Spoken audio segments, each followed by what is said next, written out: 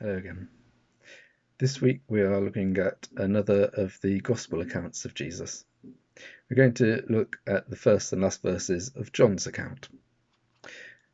John's Gospel begins with an immensely theological, poetic, beautiful prologue that sets the scene for everything to come.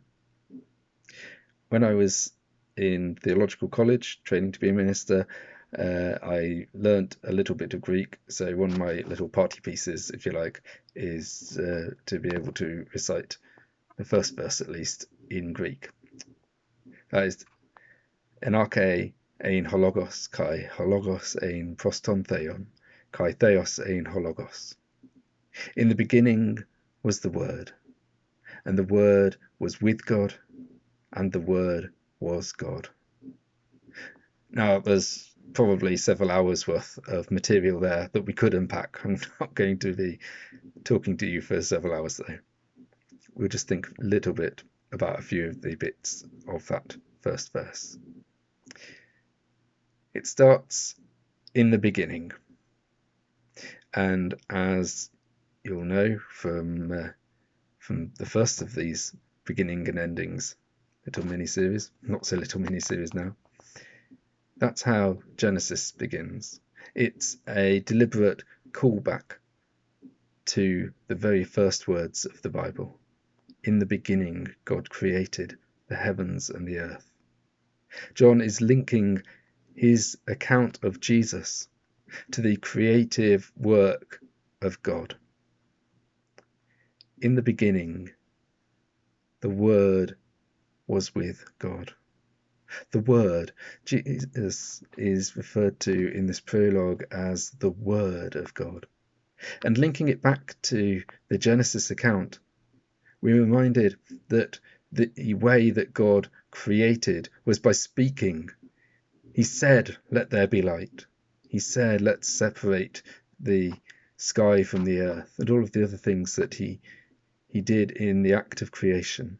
He spoke them into being. And here Jesus is linked with that creative, life-giving force that is God. In the beginning was the Word, and the Word was with God. We are told in that little phrase, the Word was with God, that God isn't a unitary being. He isn't a solitary being. He is a triune being. That is to say, he is many or three persons in a single being.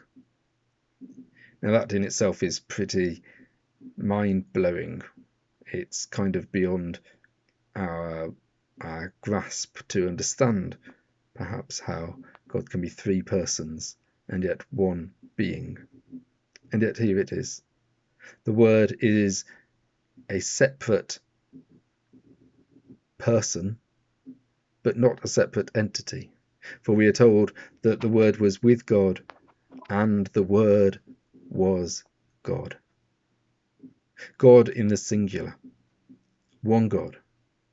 And yet here in this first verse, we are shown two of the three persons of God.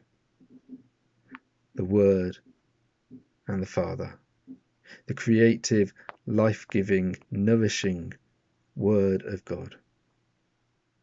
Later in the prologue, we would hear how the Word becomes flesh and dwells amongst us.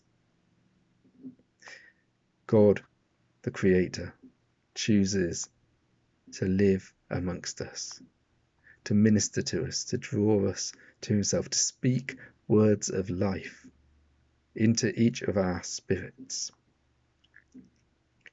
Today, know that life-giving love. Know that creative power of Christ within your life. Invite God to do something new and creative in your life, even as we enter this next phase of lockdown.